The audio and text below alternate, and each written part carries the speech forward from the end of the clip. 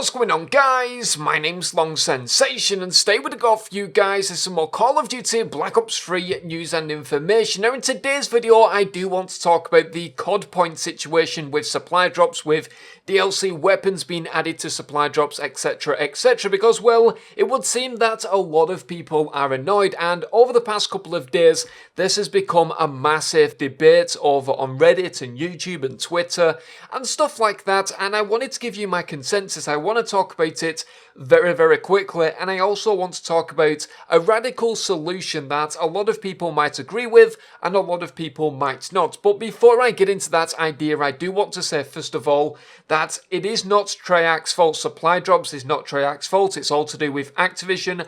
Activision is the publisher, they make all the decisions, and well, we've got to bear in mind also that Activision is a business and they're going to do whatever they can to get the most money out of the consumers, which of course is us as we play the game and of course buy things such as DLC. So I would say a couple of years ago DLC wasn't a problem. We would get these personalization packs for $2 to $3 and everybody was happy. However, since Call of Duty Advanced Warfare, the supply drop system has made everybody think about micro DLC in a very negative way, and this is the case with a lot of games. Now developers and the publishers are starting to bring out these supply drop systems, and well, it's making a lot of people go sour because they think, well, for example, I could spend $10,000 on buying supply drops within Call of Duty and not get the single gun that I would like to get. You know, you could open 1,000 supply drops in theory and not get a single weapon.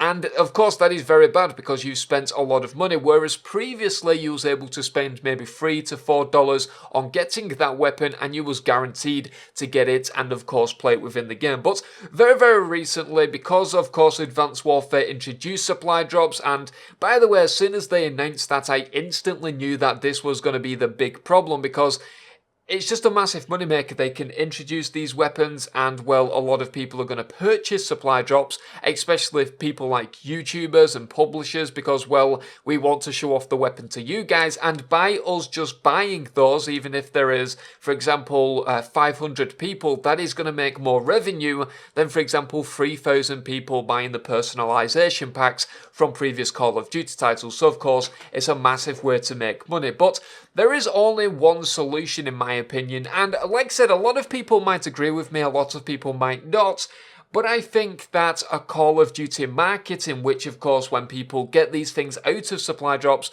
where we can stick it on the market and in turn get crypto keys for our weapons. So just like Counter-Strike Go, that is a phenomenal game, by the way. It's done everything right in regards to these DLCs, this crate system.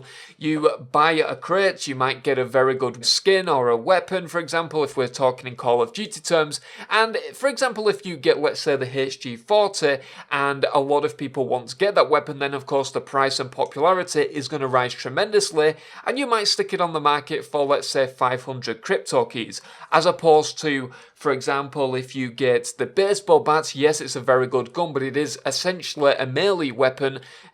People might only pay 200 crypto keys for it. And the way that this would work is because we will be using crypto keys, people that play the game and don't want to buy COD points, they would be able to continue playing the game and still buy the new weapons if they so desired. Of course, prices would fluctuate if new weapons was released, if more drops was given to a specific weapon and stuff like that. And I think that this is really the only way. In a sense, crypto keys would become in-game currency in which you would trade and buy, and things such as wager matches could be incorporated into the game like we had with Black Ops 1 COD points.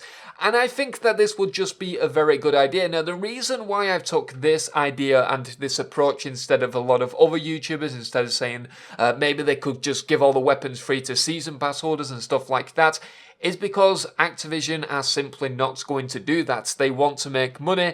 It doesn't really matter what we say. We can make videos like this all we want, but at the end of the day, Activision want to make money. They need to make money. They're a business. They need to make money and profit because their investors will back out or stuff like that. And well, I think that this could possibly be the only radical solution, and of course the most logical solution, because of course the COD point system would still remain.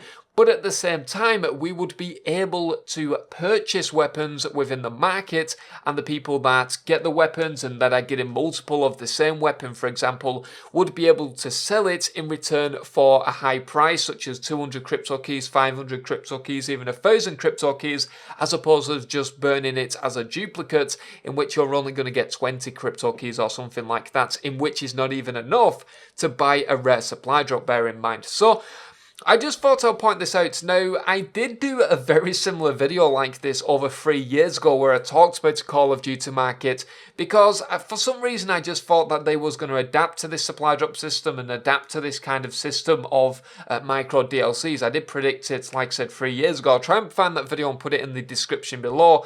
And well, I just think moving forward, if Activision does carry on going down this route of course, releasing brand new weapons and supply drops, there's just going to be a massive community backlash, and it's just going to get to the point where they're not going to make a lot of profit. And that is going to be pretty much it. I'm just going to leave it as that. I thought that this was probably the best idea that I could come up with, a market in which crypto keys could be used as currency, and then of course wager matches, so that's going to add a brand new element to the game.